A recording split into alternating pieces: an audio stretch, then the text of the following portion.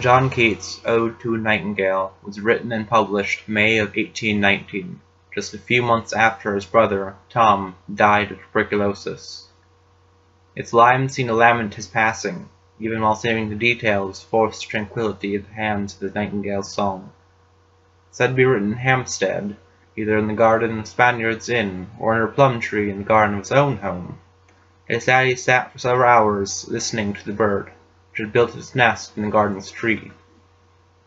Keats realizes that this peace he feels, this beauty, cannot last, and he questions whether experience was true or merely a dream. Here is John Keats' Ode to a Nightingale. Aches, and a drowsy numbness pains my sense, as though of hemlock I had drunk, or emptied some dull opiate to the drains 1 minute past, and leth woods had sunk. 'Tis not through envy of the happy lot, but being too happy in thine happiness, that thou, light-winged dryad of the trees, in some melodious plot of beechen green and shadows numberless, singest of the summer in the full-throated ease. Oh, for a draught of vintage that hath been cooled a long age in the deep-delved earth, tasting of flora in the country green, dance and provincial song, and sunburnt mirth. Oh, for a beaker full of warm south, full of the true, the blushful Bocchine, with beaded bubbles winking at the brim, and purple-stained mouth, that I might drink and leave the world unseen, and with thee fade away into the forest din.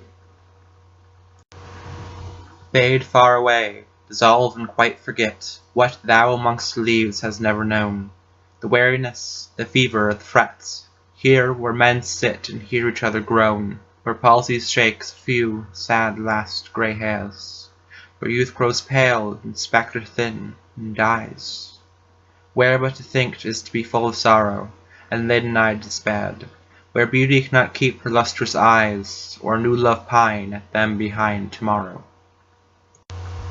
Away, away, for I will fly to thee, not charioted by Bacchus and his pods, on the viewless wings of poesy, though the dull brain perplexes and retards, already with thee, tender as the night. And happily the queen moon is on her throne, clustered round by all her starry fays. But there is no light, save from what heavens is with the breezes blown, through verdurous glooms and winding mosses ways. I cannot see what flowers are at my feet, nor what soft incense hangs upon the boughs, but, in embalmed darkness, guess each sweet, wherewith the seasonable month endows the grass, the thicket, and the fruit-tree wilds, white hawthorn, and the pastoral eglantine, fast-fading violets covered up in leaves, and mid-May eldest childs, the coming musk-rose, full of dewy wine, the murmurous haunts of flies on summer eves. Darkling I listen, and, for many a time, I have been half in love with easeful death, called him soft names in many a mused rhyme, to take into the air my quiet breath. Now, more than ever seem too rich to die, to cease upon the midnight with no pain, while thou art pouring forth thy soul abroad in such ecstasy. Still wouldst thou sing, and I would have ears in vain, to thy high requiem becoming a sod. Thou wast not born for death, immortal bird, no hungry generations tread thee down. The voice I heard this passing night was heard in ancient days by emperor and clown.